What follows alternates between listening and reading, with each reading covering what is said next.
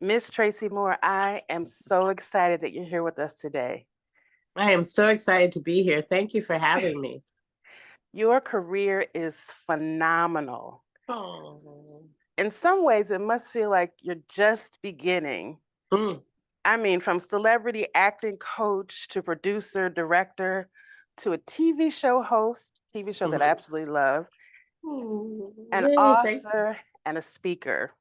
How do you navigate through it all? Well, I feel that I landed here in 1983 in New York City. I'm born and raised in San Francisco, California. And it was a really great time because it was on the cusp of rap. And culturally, you had Keith Haring. I used to run into Madonna in the Palladium Club all the time. Like New York was very, very rich. And for someone coming from California, 21, I was like, oh my God, there's like no boundaries, right? I felt like if I stayed in California, I would have gotten married, had 2.5 kids, went on vacation, and that's okay. But that wasn't what was in my heart. And that's why I left. And so to come to a place that was so expressive and so free and in my opinion, non-judgmental in terms of who you were, because it's a potpourri of characters here. Um, it was a different, I had a different mindset. I had a mindset that I could do anything that I put my mind to. There was no fear that was instilled in me, even though I only knew two people here.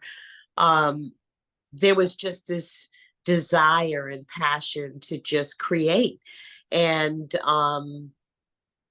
that was my mindset when I got here. And then I kept myself open. I wanted to direct right away in theater specifically.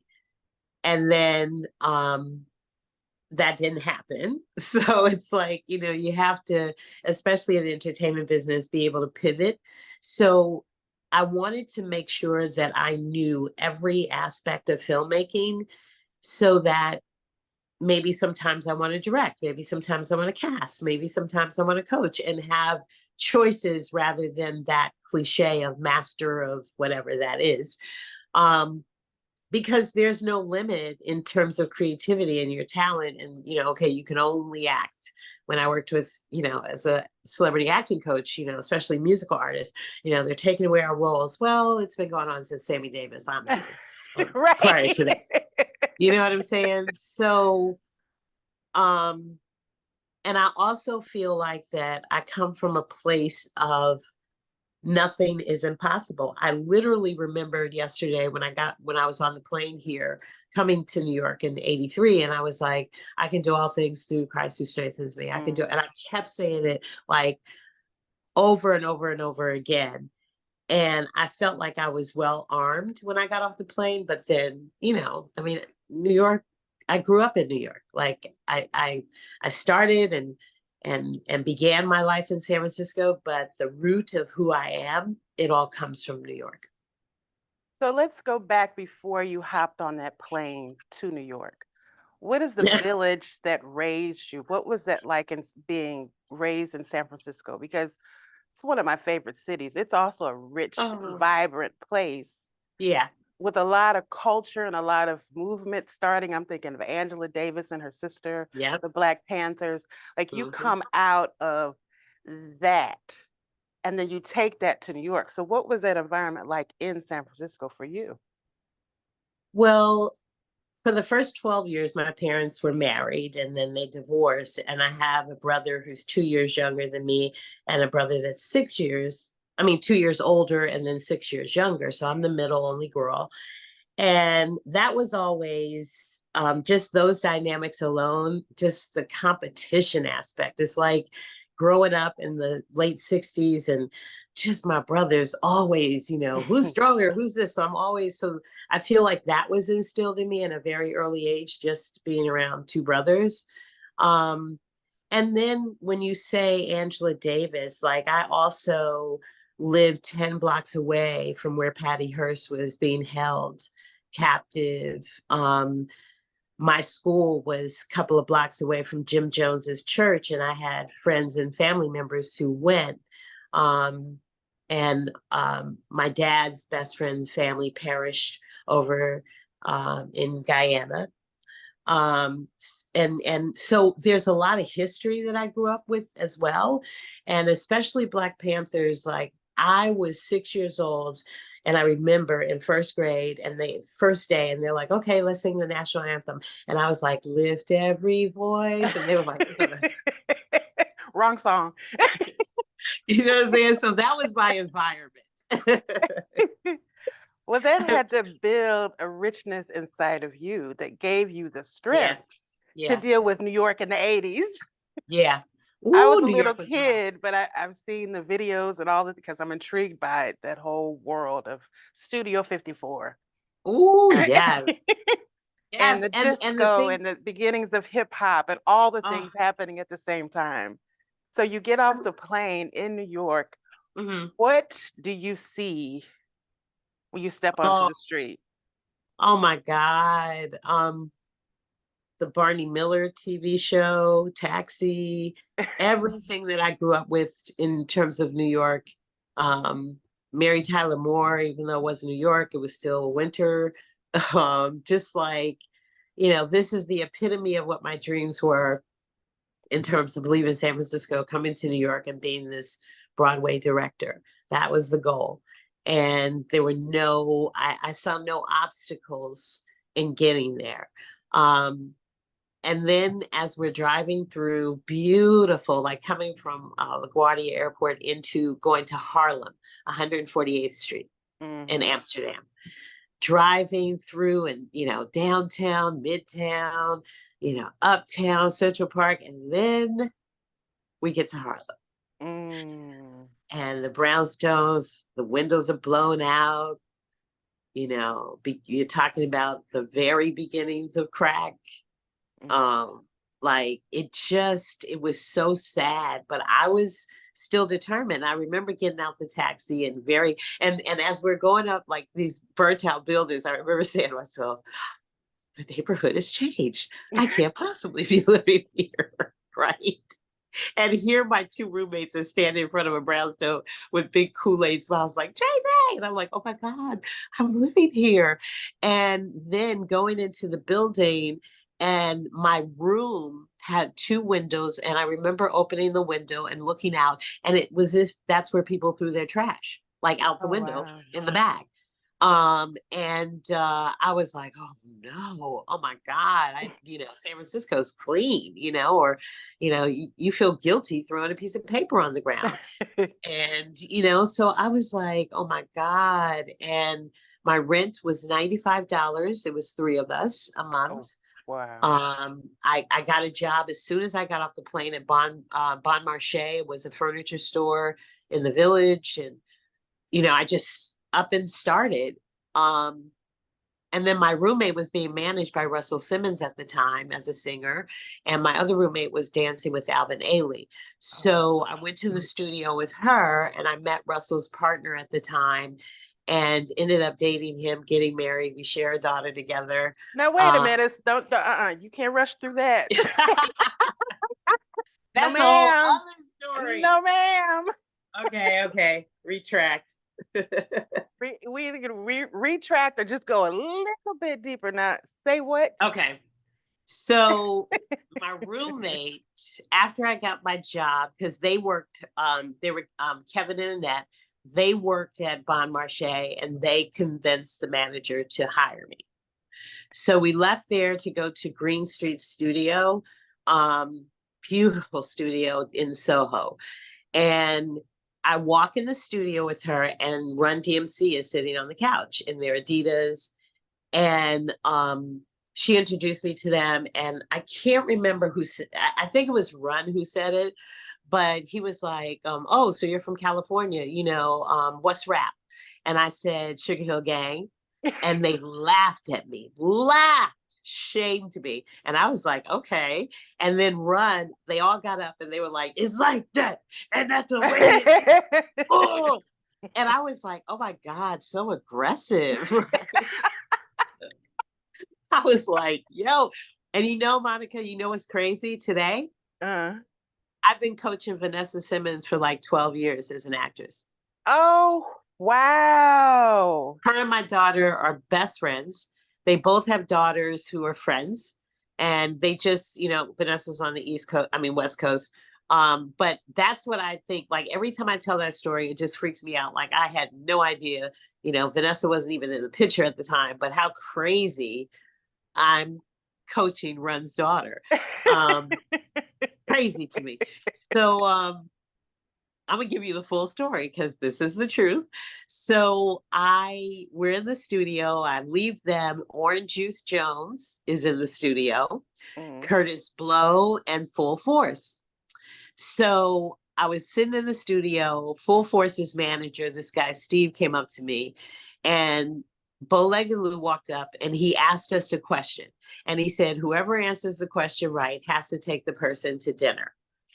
And I answered right. Steve took me to dinner and we were together for 7 years. Wow.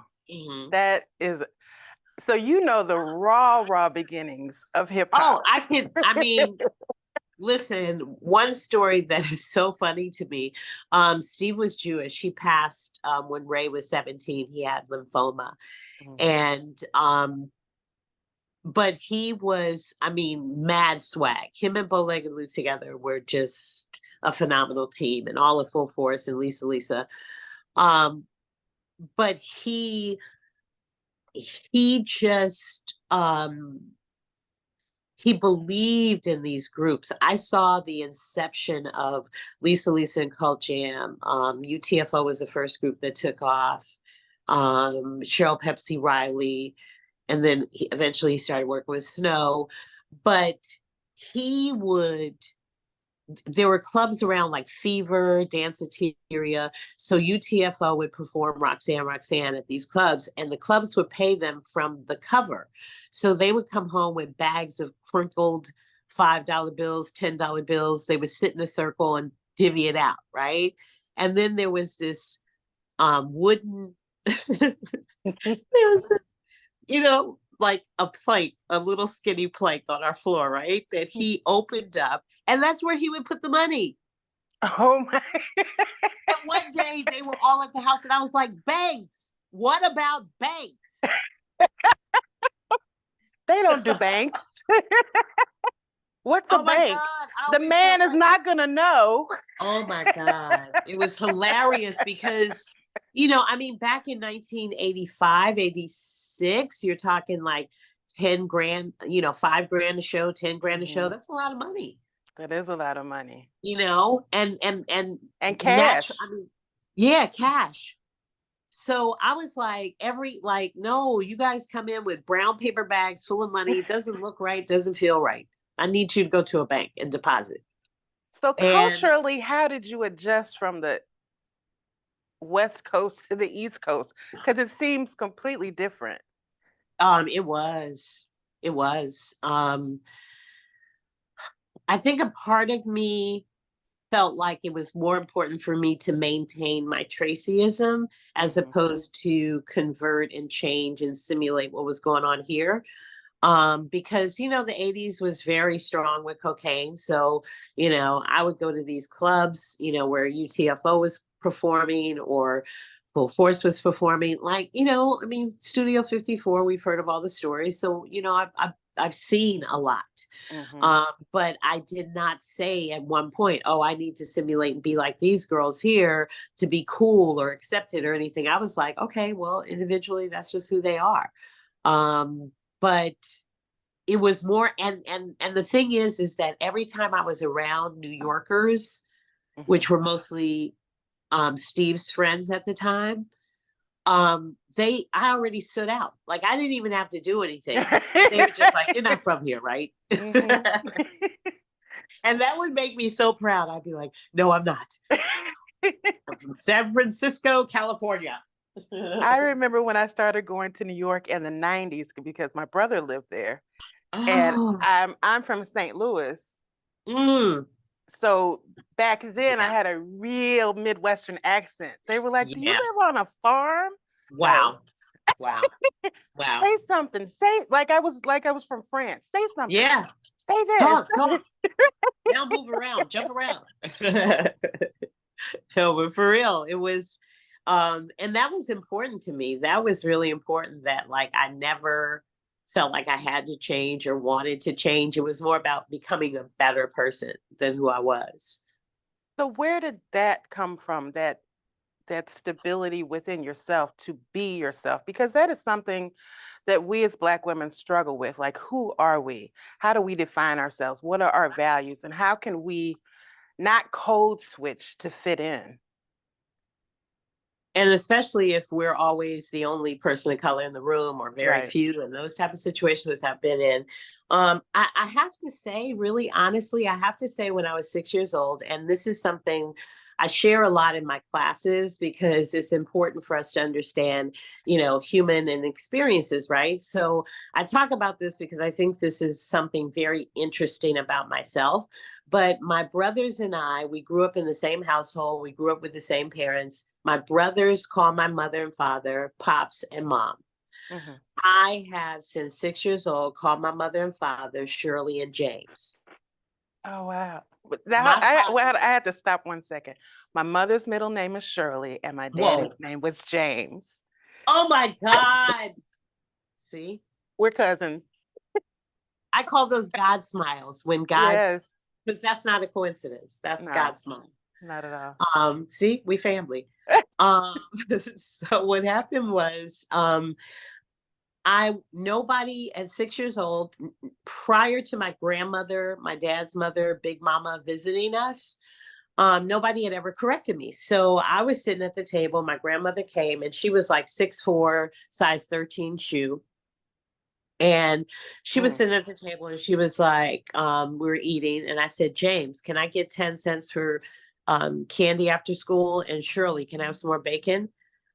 My grandmother was the first exorcist because her head spun around and she screamed, got up from the table, told my mother and father to come in the living room. And I didn't know my mother and father could get in trouble. And Mm. all I heard her was, she was yelling at them, make her call you mom and dad, make her call you.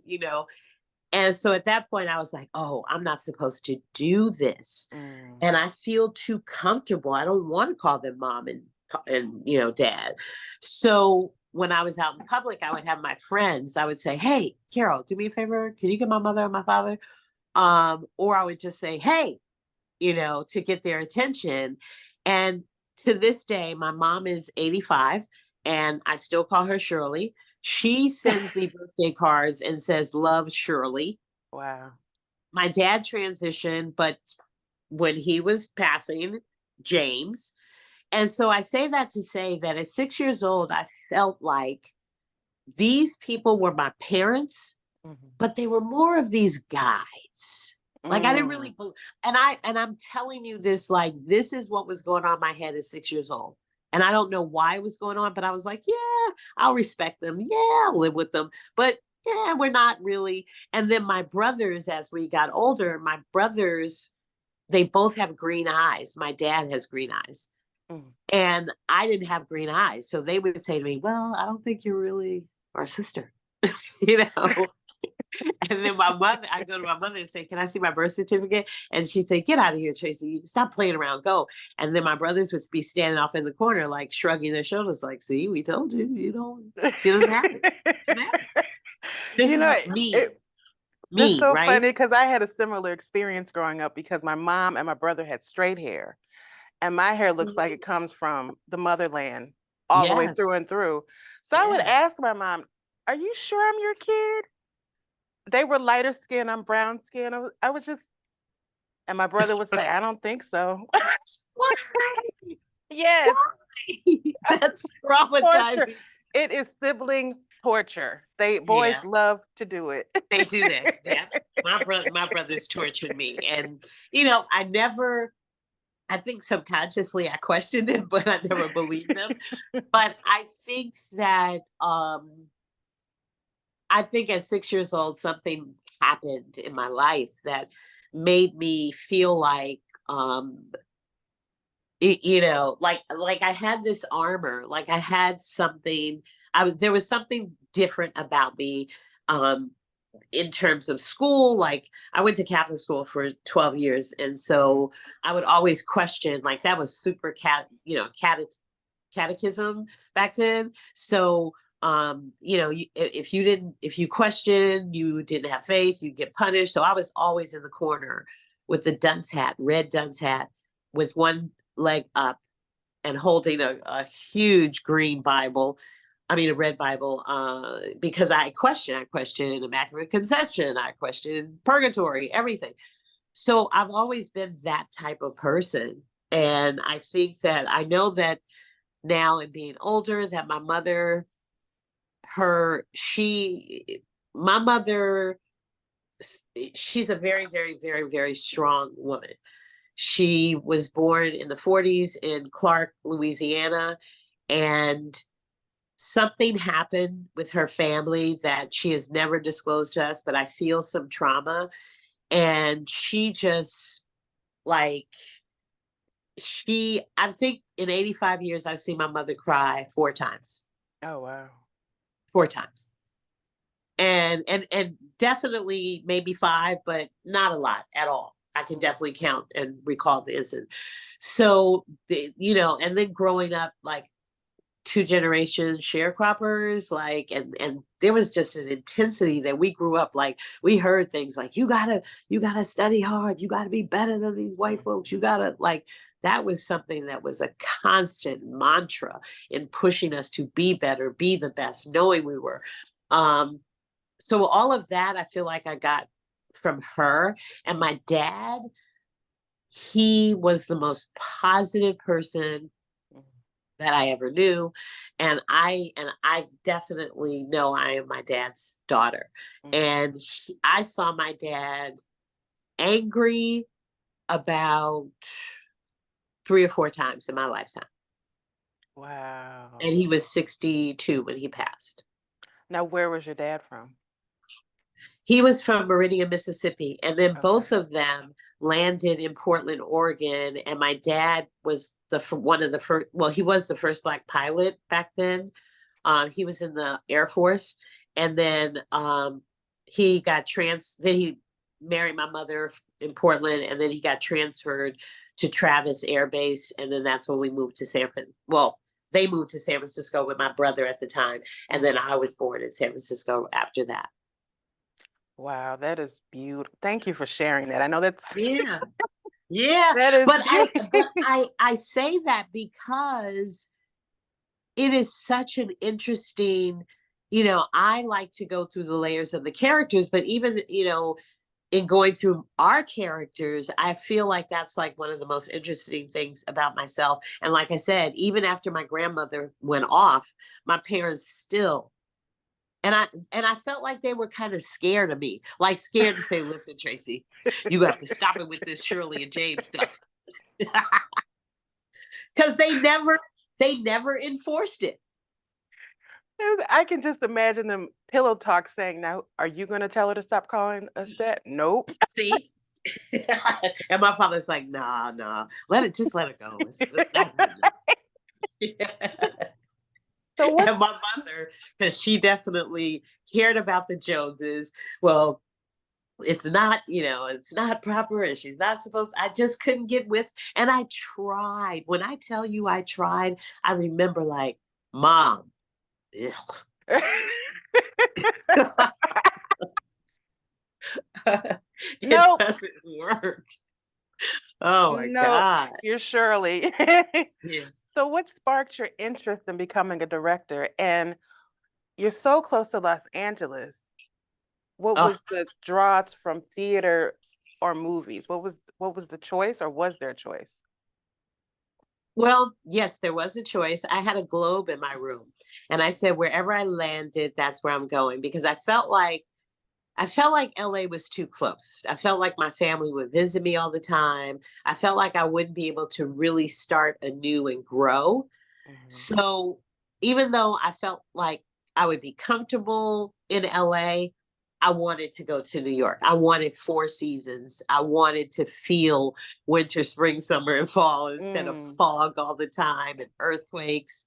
And culturally, I grew up culturally with Japanese people, Mexican, Samoan, Filipinos. And so culturally, there was this thing in San Francisco, but I wanted to experience Italian and Greece and Polish and Caribbean. When I first got here, I was like so proud. I went to Flatbush and I called my mother and I was like, oh my God, Black people speak a different language here. It's amazing. And she was like, what? I was like, I met this Jamaican woman. I didn't understand anything she said, but she sounded so beautiful. And then I was like, wait, no, Tracey, it's you. That is You know, amazing.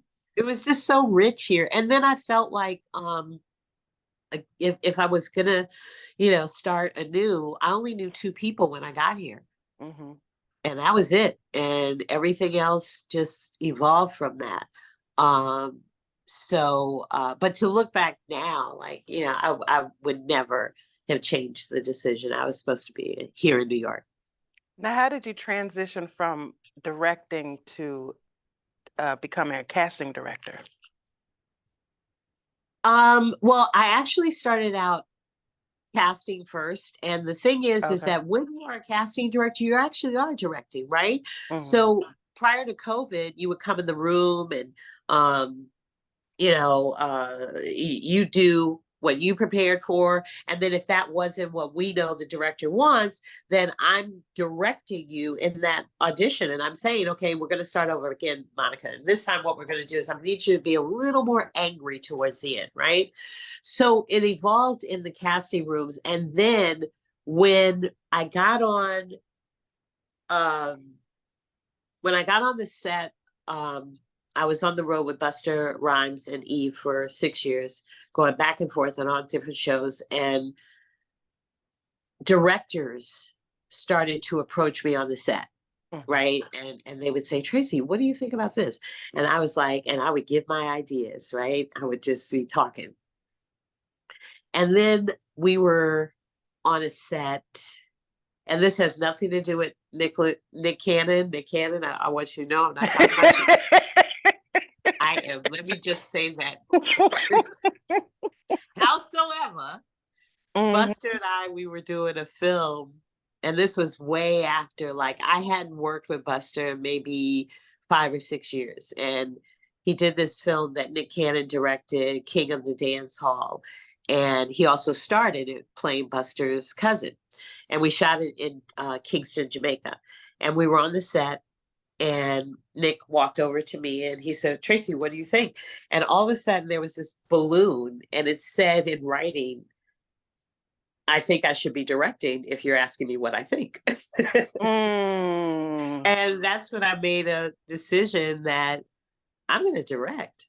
Mm. I'm just going to do it. Like, I'm going to do it. I didn't know anything about casting. And I did my research, and then I just started my own company, which is not the way, you intern first and you work with a casting director, then you break off and do your own thing. I just did it. So I started writing short films. Um, and then I was working at Nickelodeon, and they had this every February, they have um, producers, directors, and writers. I don't want to say a competition, but I guess it is. But what happens is you submit these ideas um, for children interstitials, which are commercials.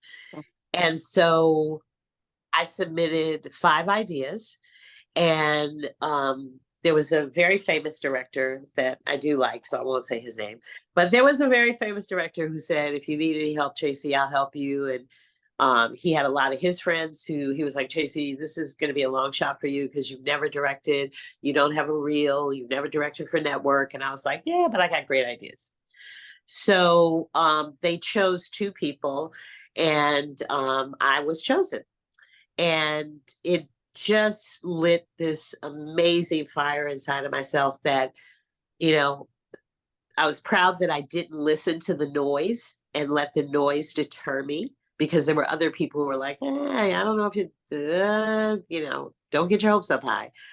And these were quote unquote friends. Mm. And so, and I invited those friends to the premiere and the presentation. And I saw two of them in the back and I read their lips and they were like, I can't believe Tracey got this job. How did she do it? How did she do it? And it made me feel like, once again, anything that you want to achieve in this life, if you see the vision, that is a confirmation it is done. You're just working backwards to get there.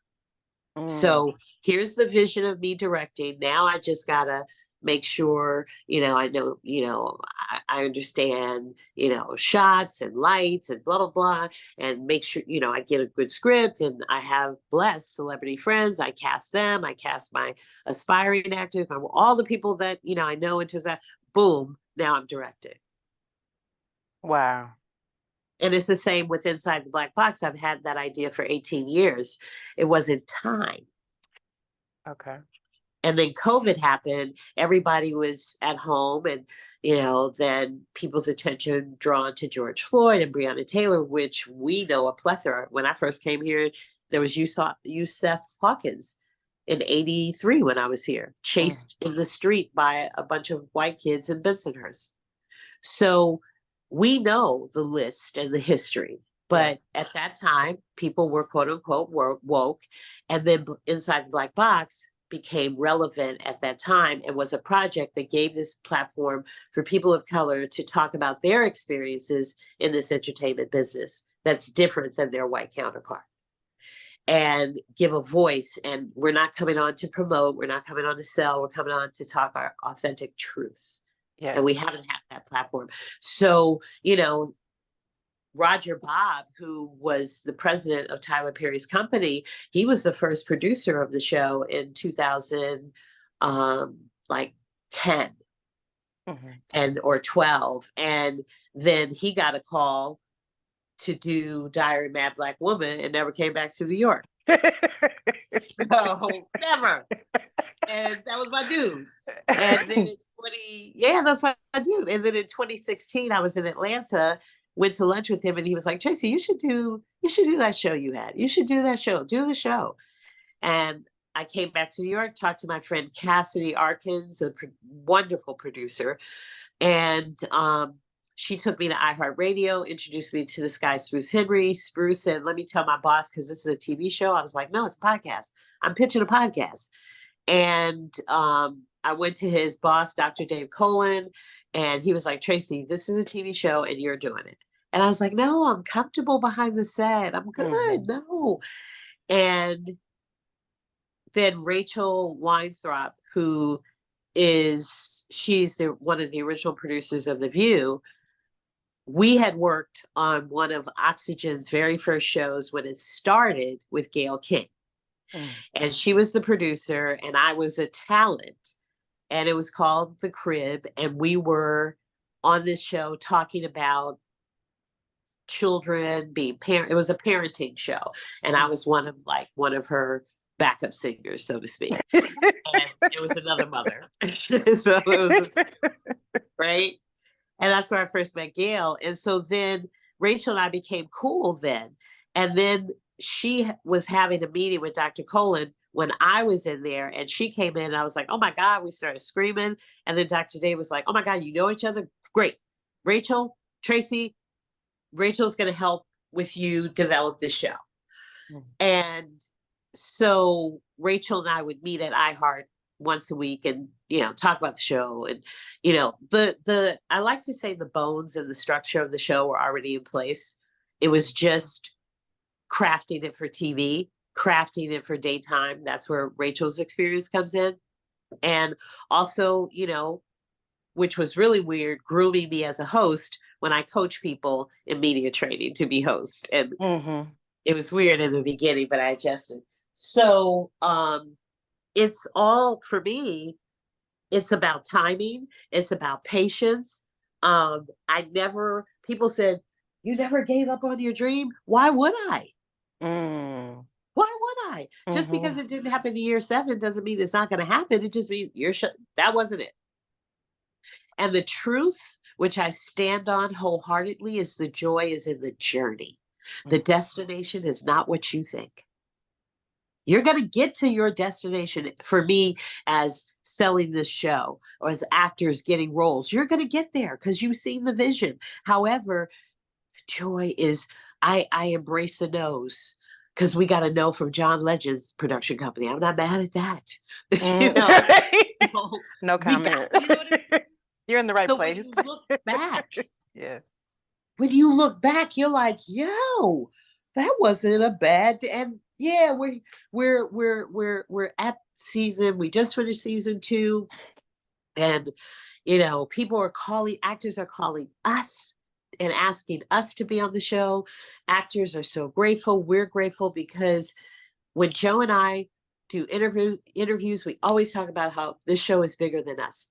Because for me, the purpose of the show is to create more workable budgets for people of color, for more people of color to be in green light positions, for more people of color to be in writing positions, to use our voice to tell our stories, be inclusive, get more opportunities, And so this is the platform in which we stand. And then the other side is to give these actors an opportunity to showcase their talents in front of eyes that would never catch them. So for me, teaching I've been teaching since I was 6 months pregnant with my son, and he's 27 now. And teaching for me is like breath. And this is something that I choose to do. And I know that it is in the bigger picture. This is what my purpose is, because I literally watched and witnessed the manifestation of my dreams and continue to. So I just use that template and presented it, to the actors. So is Inside the Black Box an evolution of the Spirited Actor, or is it 2 separate entities? Well, that's a great question. I would like to say that it's both. I would like to say that the actors that we have brought in thus far have been spirited actors. And we're given this platform of Inside the Black Box to showcase them. And so I feel I always get stuck here because it's like, I want to identify them. Should they be the spirited actors? Should they be Inside the Black Box players? I don't know, but I feel like the representation thus far of the spirited actors has been stellar. And so I like to just have bragging rights to them. I think you should keep it because it's your thing. And okay, it is done. If you have rocked it and you have built it out, just keep it separate, but together. It's like a marriage. Right. Like a marriage. It's like a marriage. So you're confirmation, and I'm going to go with that. You are confirmation. Elsa, thank you, Elsa, for introducing me. I'm so grateful for this platform, and you, Monica, just thank you for this opportunity. But having this opportunity to talk to you and to, excuse me? I'm sorry. Go ahead. No. That's okay. But to have this opportunity to talk to you, and you not know on Monday that I was working with my daughter on my website, and that was one of the things that we were talking about. And she was like, Mom, you've created the spirit actor from day one. And I was like, exactly, done. I have the spirit actor book. So this is a confirmation because you didn't know. So I'm keeping both. Because I'm going to say this, and this is sidebar, just from me diving into what you have done, your level of knowledge and expertise is very unique, and you're a Black woman doing it. Thank you. It needs to be its own thing because you need to build out an academy for that. Oh, okay. Where do you live? Where do you live right now? Because I'm coming to your house. In St. Louis. I'm coming, and Soraya, my granddaughter and I want to come to St. Louis. And I said to Soraya, I don't know if I could, I don't know anybody in St. Louis, but guess what? Now I do. Now you do. So let me tell you this. I 20 years ago, Mm-hmm. I sat with the business manager and wrote a $10 million proposal business plan for the Spirited Actor 4 years accredited acting school, Spirited Actor Mm. Institute. Yeah. So And you know, you understand the bigger picture. And what I want to create mm-hmm. is there are no schools that teach you how to be a casting director or an agent for a reason. Mm-hmm. Okay.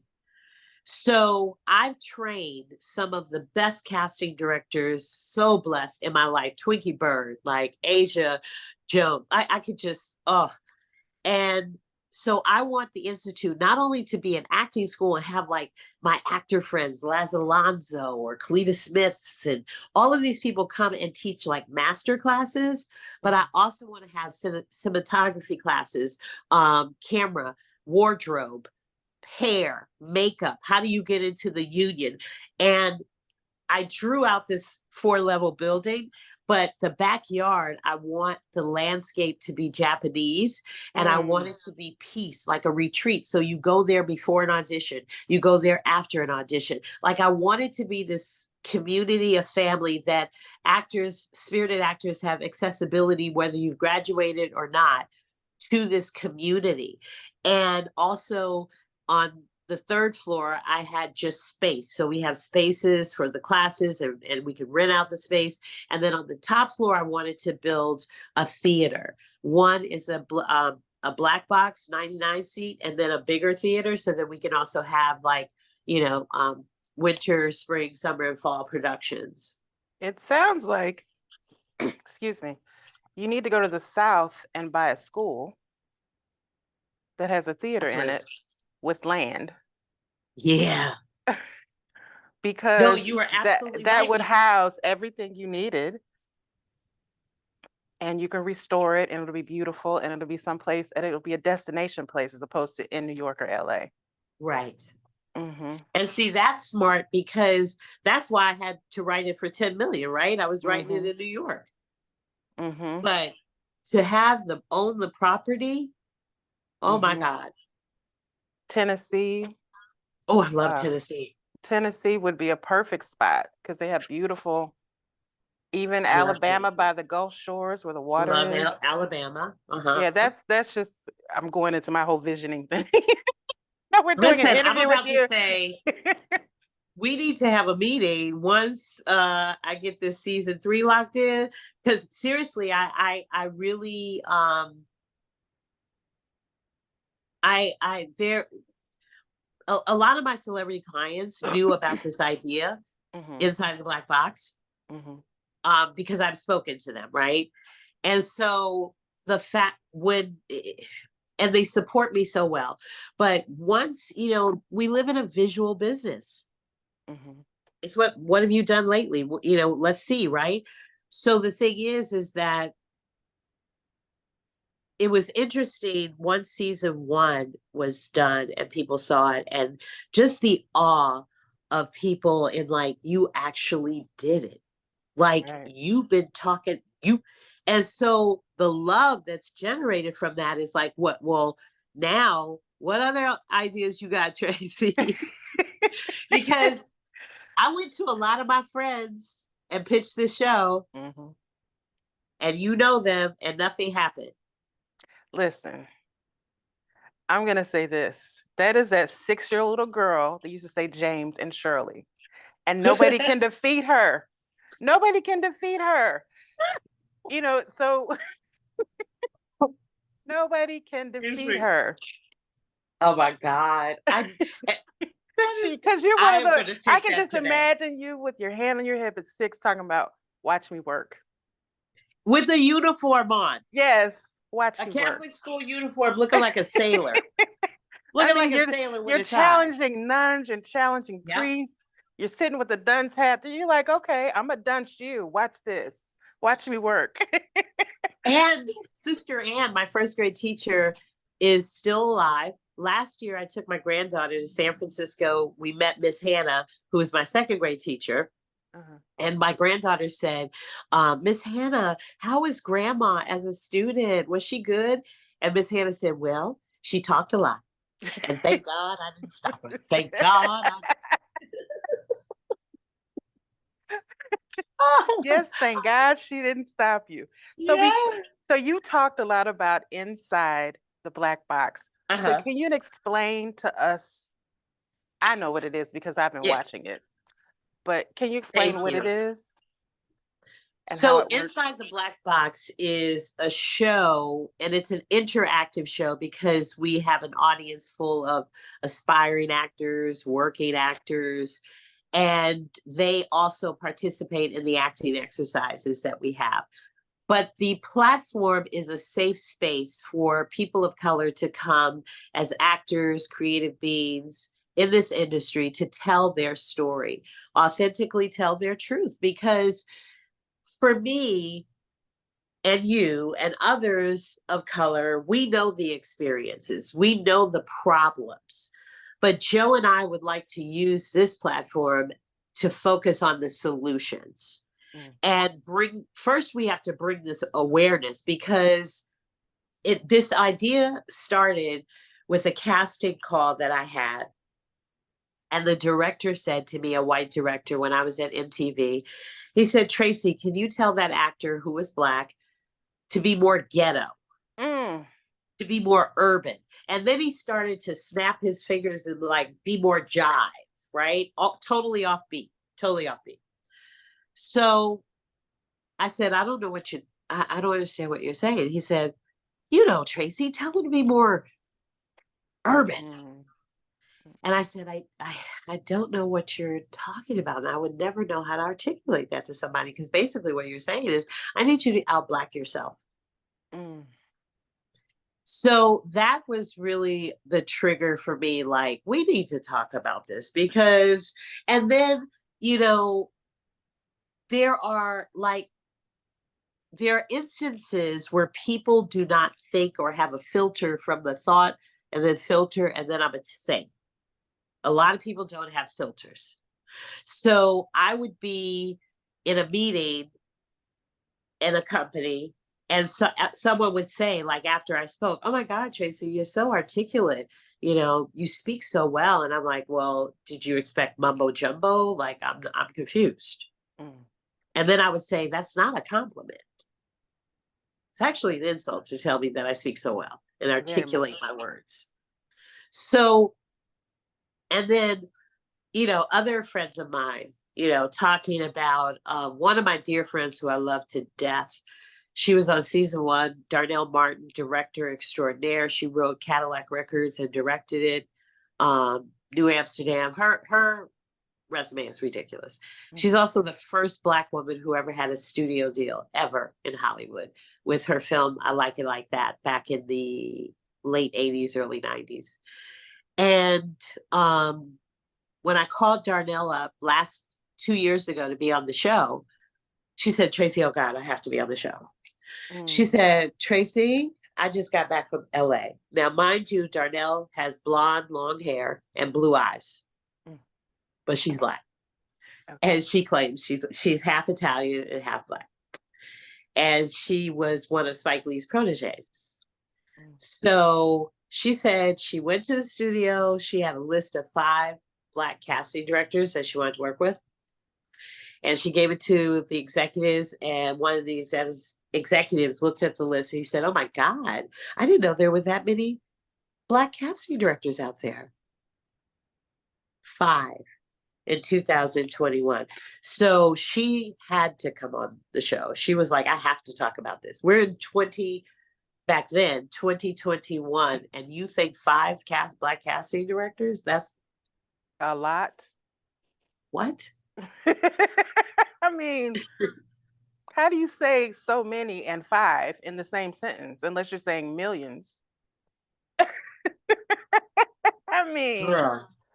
mm, So to be able to, and it's so powerful because, a part of this show really is life imitating art because there's an educational part of the show as well, right?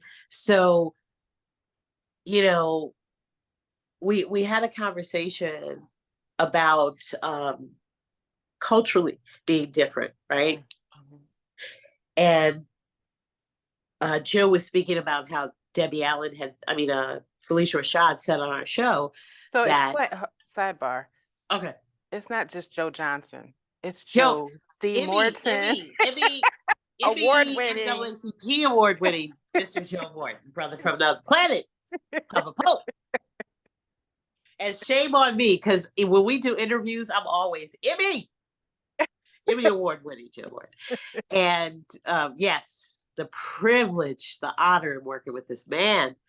But Joe talks about how Felicia Rashad said that in terms of human beings, we all have experienced grief and hunger. We know what that feels like, but culturally, we are different.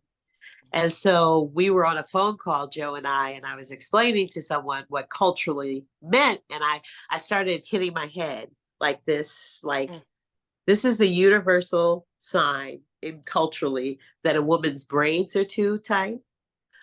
This for Black women. They're too tight, the weave, the wig, but this is what we do, right? Did you hear the story? This is just a funny story. There was a nurse that was she told the story on TikTok. She was in the hospital and she was reading a chart of one of the patients. And the white nurse had ordered a psych evaluation for the patient. And she said, why? She said, well, she keeps hitting herself in the head. Oh my God, that is a great story. I have to borrow that. She said, no, she has a weave on and it's itching, and that's how we pat our head. Oh my God. And see, yeah. But we know that. Yes. Yes. I don't know. I'm just saying, in terms of the show, like the educational value is us teaching as well to everyone else. Yes. And then here's the thing, it's important that we do all know, especially in them trying to erase us. You know, when you look at what's happening with the Oscars and the Golden Globes, yes, and the educational system, they continuously try to erase us physically, not necessarily our contributions, but us physically. And it's important that everybody learns everybody's cultures. It's like when you said, when I was in San Francisco, I was around Asian people, and now I'm around Caribbean and Italian people, and now you know their culture. So you can distinguish things. Oh, they didn't mean it like that. It's just a cultural thing, right? And that, I think, it shuts down a lot of ignorant conversations. Exactly. When you're like, oh, okay, that's a cultural thing. Exactly. That's a cultural difference. That's not this. That's this. So I think it's important that No, go ahead. Sorry. No, I just think it's important that you're able, through your show, to show people our culture. Yes. In such a magnificent way. I mean, I mean, I can go on, I could have a whole nother hour just about this show, because it is, for me, I'm a non-actor, I'm not in the business, but I was taking notes. I was taking notes because I said, this is about life. Yeah. You know, like when you all pull out the black box and you pull out a prop. Yeah. I was like, okay, so this is a prescription bottle. That's all that it is. It's just information. Yeah. And you have words on the page. That's just information.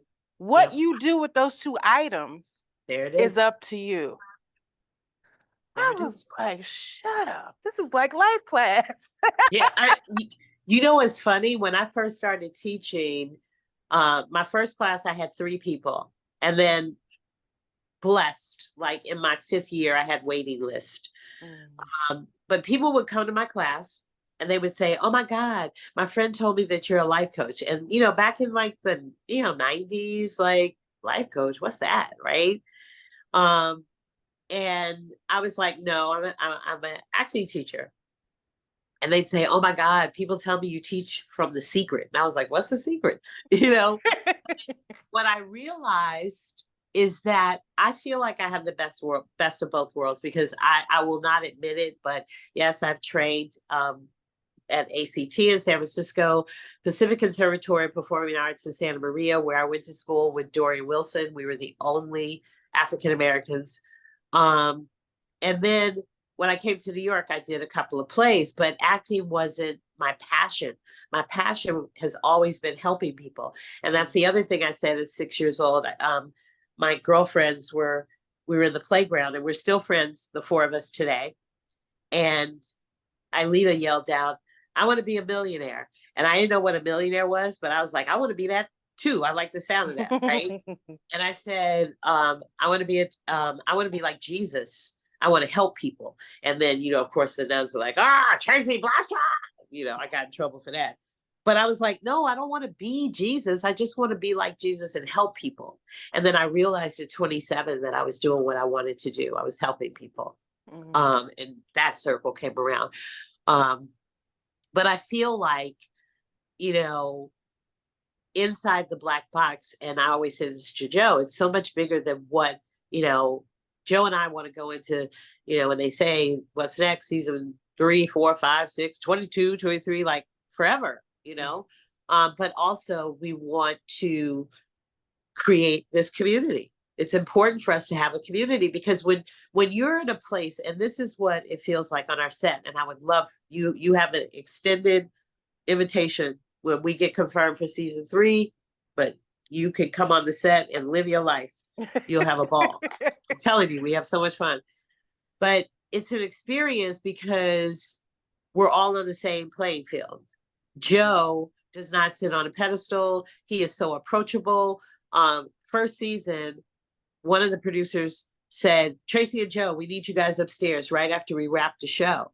And we got upstairs, and Joe and I were like, "What's up?" And they were like, "Oh, nothing. We just wanted to get you away from the actors." And Joe and I was like, "Don't ever do that." Like, that's the whole purpose of us, being here, because Joe will stand on that set and answer questions. I will stand on that set and give tips, like, until they say, "You guys, next show," because we shoot 2 shows a day in 5 days. So we shoot 10 shows, and we have 20 guests.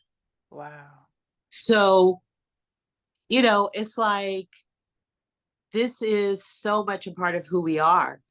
And it's not, and Joe said the other day in the interview, he's like, "Tracey always says, I don't go to work, I go to fun." And I do. I've been going to fun for so many years that I don't know what work is like. And you can feel it watching it. It is smart, it is funny, it is intriguing. And I am amazed, like, there was a young woman who was,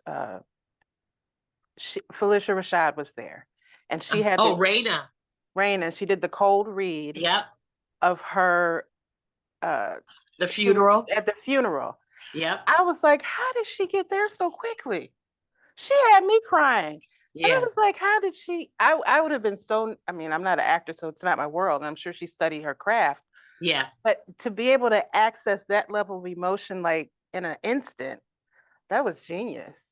Well, I work with Raina. She works with a couple of my friends as well. Yolanda Hunt, who is our casting director on the show, but she's also she's a casting director and teacher. So Raina, she, I was sitting on that stage, and I kept hearing like little sniffs, and I turned, and Felicia Rashad was crying. And I was like, "Oh, I'm done. I'm done." And then the first thing she said when she ended, she was like, "Oh my God, I made Miss Huxtable cry." It was so crazy. But Raina, so proud. I mean, I can't even tell you how proud I was of her, because that was first season. These actors didn't know what the show was about. Like, we didn't, do like a tutorial or anything before the show with them. They came as an audience like, "Oh, okay, what's up?" And Tracey, they knew me, and Yolanda and Elsa. And so the comedy was, after the first show, I've never seen anything like it in my life. People were running to their phones, going outside, going in the lobby to cancel work. Wow. To cancel work. And on top of that, our theme song was created by first season actors, because they wanted to give Joe and I a gift because of what we had given them. That's beautiful. And then Joe, being a musician, Joe took them into his studio, and that's where they collaborated. And Inside the Black Box. Yes, it sounds like a chant from the 60s, honey. Yes. It is Oh, we have ushering in when a it's the new last. era. Oh, when it is the last show, we are rapping.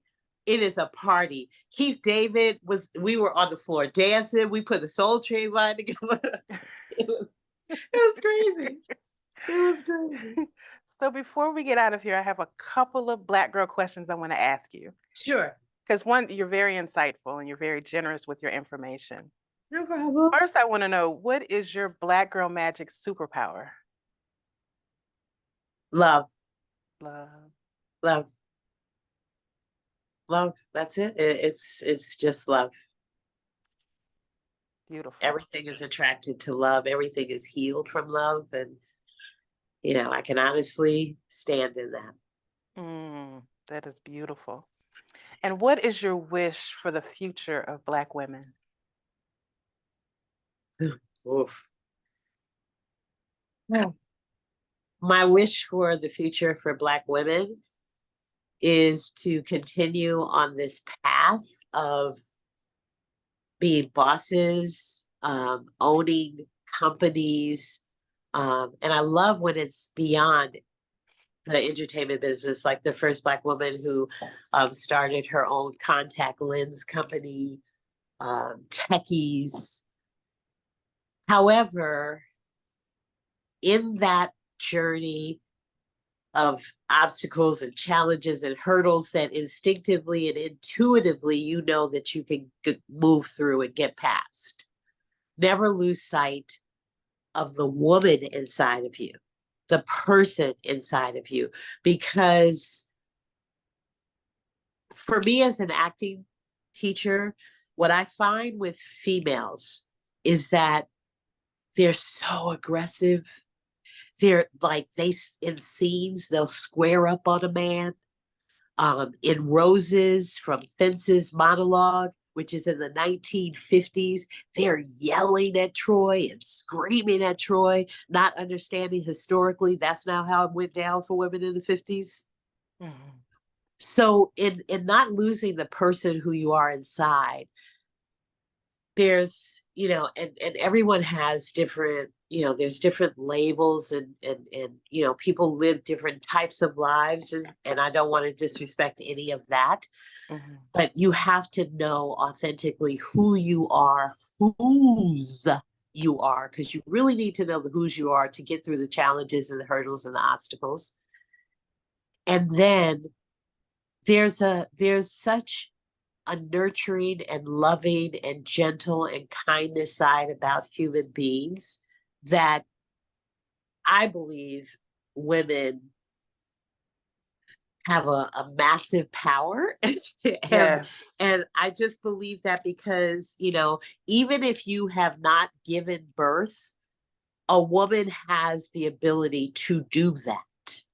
Mm-hmm. And that's something different.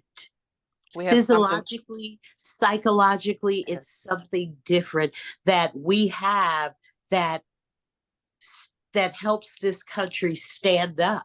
There was that old saying that behind every successful man is a woman, right? No, standing right by. I'm right on the same line you are. Mm-hmm. I'm not standing behind you.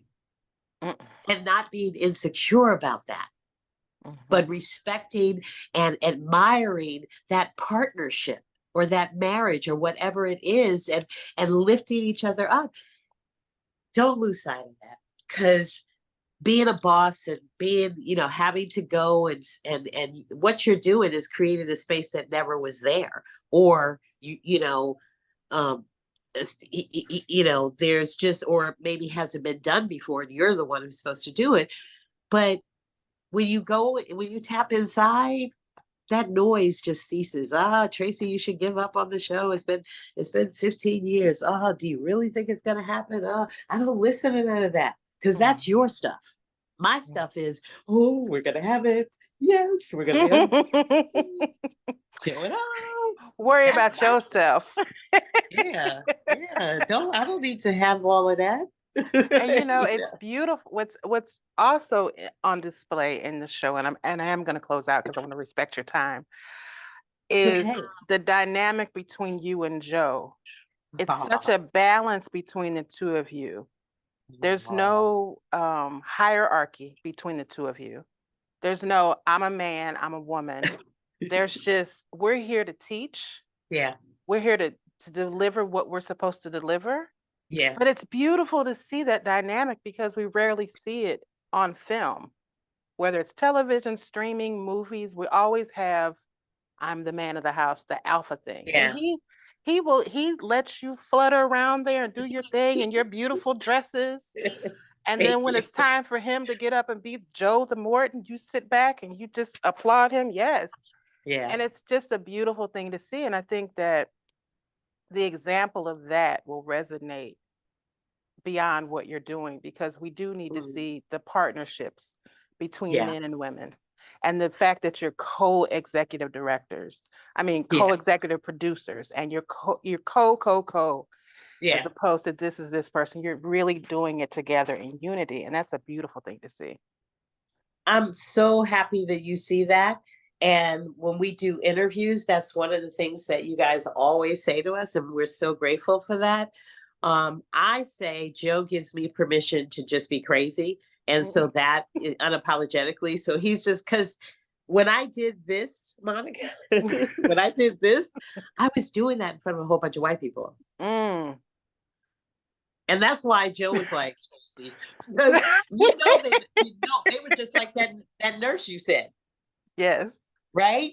but the So next time they go out and see that, they're like, oh, her braids are too tight, as right. opposed to what is wrong with her? She must be crazy. So it Or changes the conversation. or they I have a white friend who I love, but she will go out to her community and like she got new information, so Mm. that makes her put on or with swag. You know what I mean? Hmm. So she would say like, "Oh, I know that that's, a woman's braids are too tight or whatever." But anyway, we don't deal. I Right. love her to death. So what But I would just say that um Joe, I just feel like, and I said this to him the other day, that like I never, every time I think like it can't get any better with him, it does. mm, Whether we do an interview together, whether we have conference calls, it keeps elevating. And we both have such a respect and admiration for each other. But I know my position in the show, and I also know the value and what he brings to the table. So I learned too during those shows, mm, and we're just open to create. Like there's no like, okay, we make it scripts and this is my line and this is his line, but there's no like, okay, Tracey, you do this, and Joe, no. And even last first season when we were doing all this press, what would happen is that, because he's Emmy Award winning Joe Morton, people would say, we're going to start with Joe. Joe, let's start with you. Joe, how did you come up with this idea? And then he's so gracious and like, it's not my idea, it's Tracey's idea. mm. And then this season, which was funny, like, we do, and people would say, you know what, we're going to start with Tracey. And Joe would look at me and I, through the Zoom, and I'm looking at him like, what? And he's like, Tracey? See, that's that black girl magic superpower. You said, oh no, we're going to change this dynamic. I was like, I'm gonna do it. And you know what? I'm gonna give you a piece of information when we finish. I'm gonna give you because we can't announce it yet, but I'm announce it to you so that you have as we get close, you can tell your audience. But I want to share that with you. Okay. Okay. So, what is next before we close out? I have to know what is next for Miss Oh, Tracey Moore. well, what I'd like next, because I feel like this is another chapter, is to direct full time. That's what I'd like to do. I love writing. I absolutely love. I don't mind being by myself. I like talking to the characters and seeing what's going on with them. But I feel like I have been, in terms of acting coaching, on the best sets and with the best directors and producers in Hollywood. And I've learned a lot. And so I just want to play with my friends and, just tell stories. So that is, I have some stuff that I'm writing and that I'd like to start getting actors together and reading it so that I can hear. But that is what I plan to do this year. I plan to direct. That is beautiful. Yeah. So the question I have is one of them a story of your life or a scripted show based off your life, like Judy Smith and Scandal, maybe? um, Because your life wow, is that's good. fascinating. I wrote, like, in the early 90s, I was working on New York Undercover, which provided me a salary that I could pay my bills and my first check and then just relax and not necessarily relax, but I could write. I have more time to write. And so I wrote a film called Honest Lies, which is about me coming to New York and just the journey, because I was crazy. Like I'll tell you one story that comes to mind, but immediately when I got here, New York in the 80s was really about, if you jumped turnstiles, they would arrest you. And if you didn't have ID, they would arrest you. And so the job that I told you I got, I made $125 a week and I would clear 109. So sometimes I wouldn't get through the full week.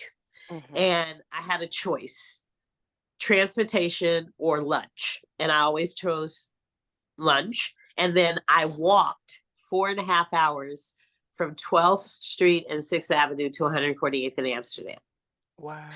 So that would happen on, like, usually around Wednesday, Thursday is when I would need to make the trek because we got paid on Fridays. So I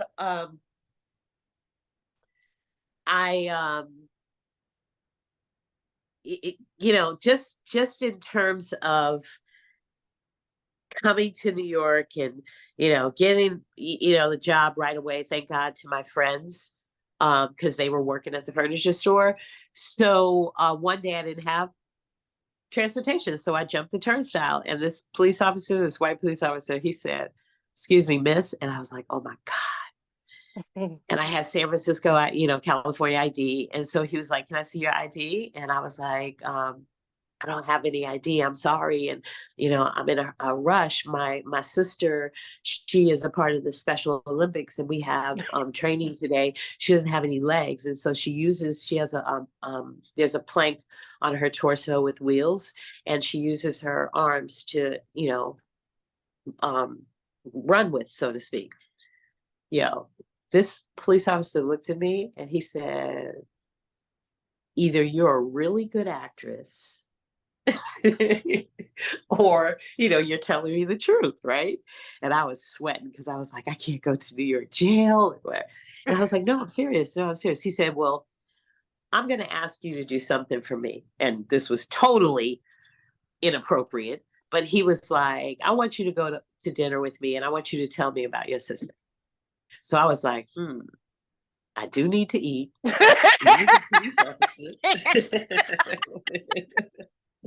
I went. I met him at this Italian restaurant, Little Italy, and I told him about my sister. I created this, and he was just like, "There's something about you. There's just something about." He was like, "I really want to believe you, but I don't know. But this sound."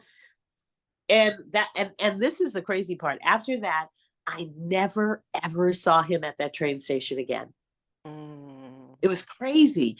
And, it was so much fun. We actually had a really good time. He dropped me off. He was very nice.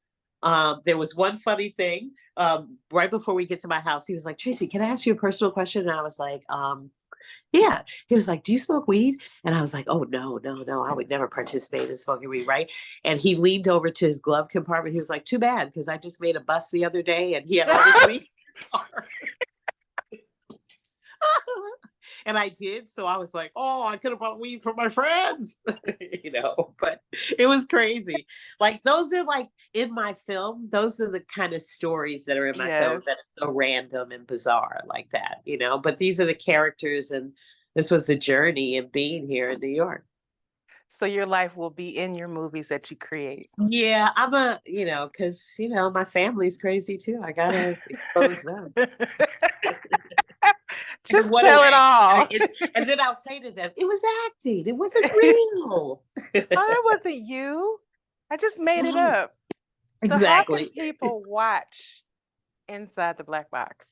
People can watch Inside the Black Box by downloading Crackle TV app for free and then Nice. just binge on season 2. Our numbers are moving up quickly and steadily. So yes. It's I'm telling you, it's once you start getting into I literally was okay, well let me watch one episode so I know. And then the second one, I was like, Debbie Allen, I have to watch that. It's like 2 a.m. Wait a minute, Oh, Jeffrey Wright? Oh no, I have to watch this. One uh, eye open. Listen. uh. Wait, Uh I want you to come season 3. So once we get the official green light, I'm gonna yes. let you know. But the guests that are the people that are calling us now, I mean, I'm overwhelmed. I'm like Yeah. beyond grateful. So season 3 is going to be just as impactful as season 2. It's going to be a great time. I really want to say thank you for your time Oh, and sharing your stories. This has been a true joy. That's why I love oh, doing this, because I know that there are women like you who the world doesn't see, but you have something special that you're contributing every day. And oh. and you have an open space here if you want to talk about anything else ever. I will. And I'll come thank you, back. Elsa, for connecting us. Yes. And I will definitely spread the word about Inside the Black Box because it is worthy to be seen and heard. Thank you again, and I appreciate your time. And thank you for joining the Black Women Amplified podcast. Thank you so much. You are so wonderful, and I will do it again anytime. Definitely. Have a great and amazing day. You too. Thank you, Monica. You're welcome. Bye.